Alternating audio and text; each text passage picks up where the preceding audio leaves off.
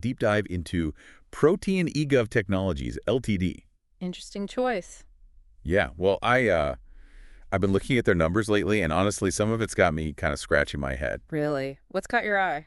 Well, for one, they're all about those big citizen-centric e-governance solutions, right? Right. Yeah. Formerly NSDL E-Governance Infrastructure Limited. So, yeah, they've got a history. Yeah, exactly. They've got a history, and they're doing pretty well. But then you look at some of their financials, like the fact that they're practically debt-free. Mm. It just makes me wonder what's the story there, Yeah, I see what you mean. A bit of a puzzle. Yeah, so we've got their quarterly report here, a whole bunch of analyst notes, and we're going to really dig into their Q2 FY25 performance. All right. So we're talking June to September 2024. Exactly, June to September 2024, and then we'll take a look at their key financial ratios and see if we can get a handle on where this company might be headed. Sounds like a plan. So first things first, their revenue growth. It jumped from 197 crore in June to 220 crore in September. Okay, so a solid increase. Yeah, pretty solid, wouldn't you say? Yeah, definitely positive. I mean, revenue growth is the engine for any company. Right. And this suggests that Protean is carving out a bigger slice of that e-governance pie. Mm.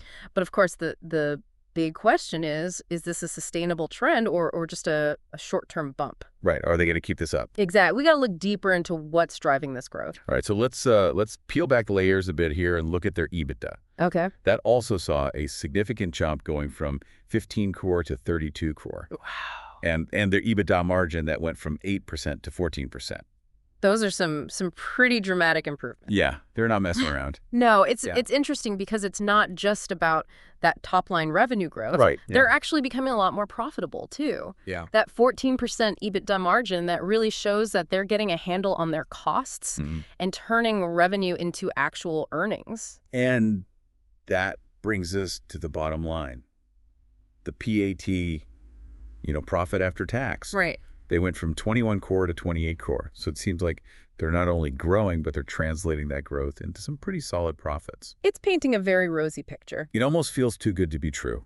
Well, it's definitely positive so far, but we do need to be careful. Mm-hmm. Remember, we haven't seen their free cash flow data yet. That's the FCF. Ah. That tells us how much cash they actually have left over after all the expenses. Yeah, that's a key indicator, right? Absolutely. It shows their ability to invest in future growth, maybe pay dividends or reduce their debt. So FCF is really the true measure of their financial health. I'd say so. Okay, so we'll definitely keep an eye out for that when it becomes available. But in the meantime, let's turn our attention to those financial ratios you mentioned. All right, sounds good. Starting with the elephant in the room, their PE ratio.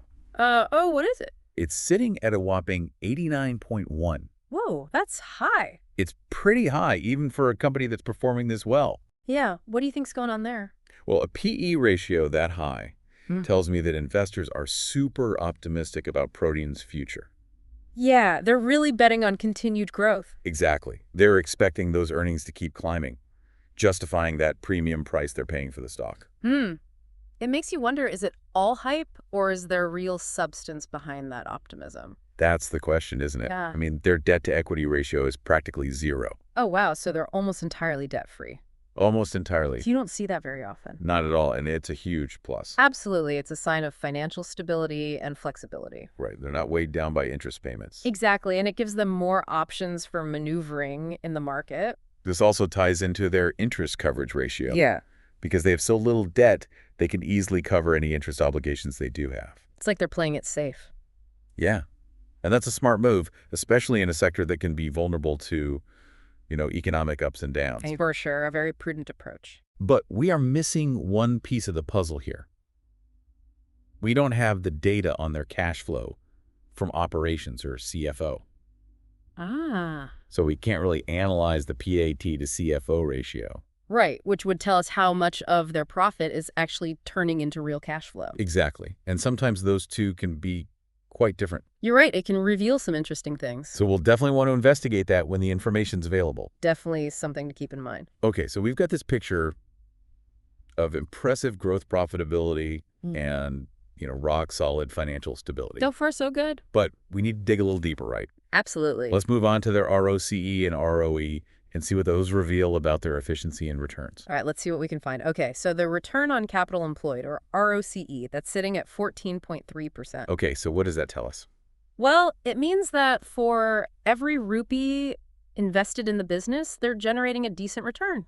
Decent, but not like amazing. Yeah, it's solid, not spectacular. It'd be interesting to see how that compares to other companies in the same industry. Yeah, get a sense of the benchmark. Exactly. See how they stack up. Okay, and what about their ROE? So their return on equity, that comes in at 10.9%. So that's the return to shareholders. Exactly. A reasonable return, I'd say. Reasonable, but again, context is key. Oh, Right. always need that context. We need to know how that compares to their competitors to really judge if that's impressive or just average. Absolutely. You're right. Without that comparative data, it's tough to say for sure. But, we shouldn't forget that Protean is operating in a sector that's really experiencing rapid growth. Right, this whole push towards digital governance that's creating a huge market opportunity. Exactly. And Protean seems to be well positioned to really capitalize on that. Okay, so yeah, the sector's booming, but that doesn't automatically mean success for every company that's in it. Of course not. So what are some of the things that could either help or hinder Protean moving forward?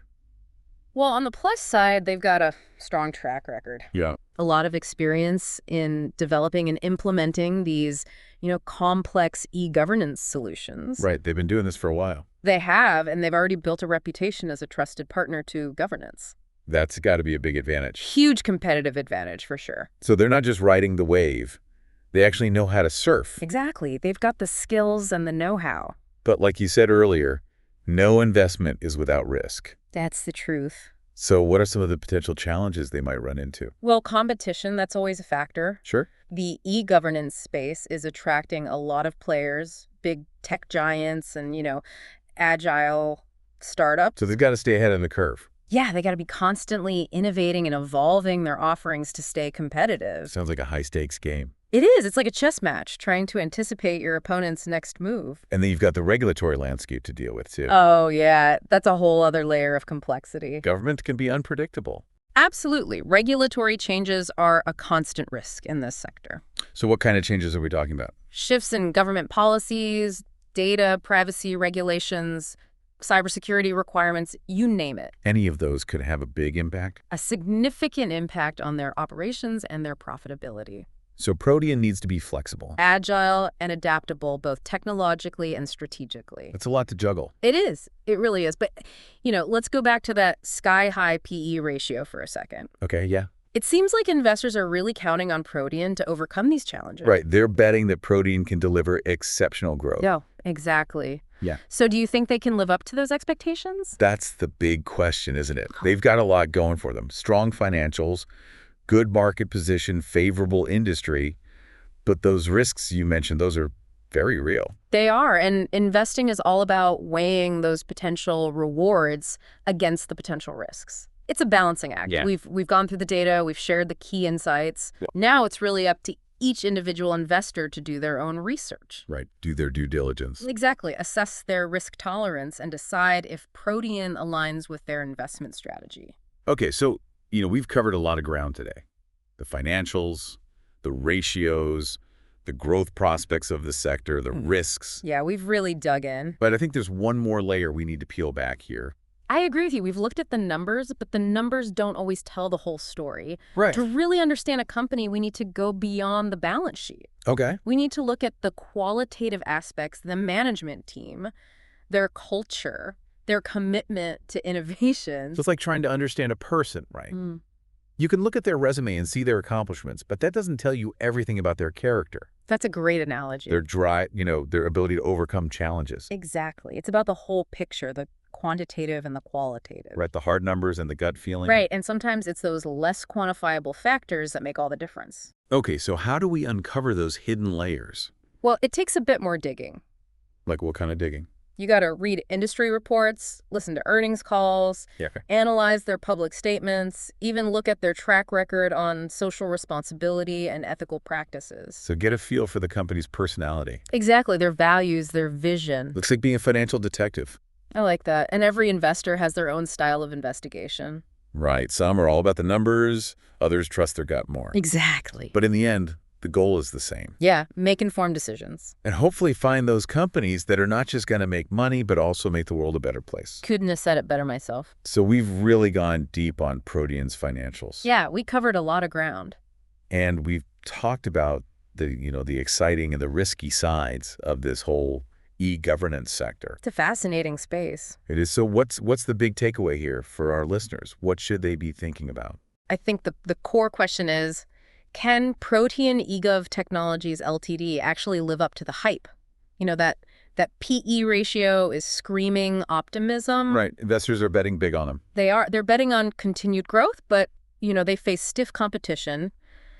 This regulatory landscape is always shifting. It's a bit of a tightrope walk, isn't it? It is. It's high risk, high reward. So which way will they go?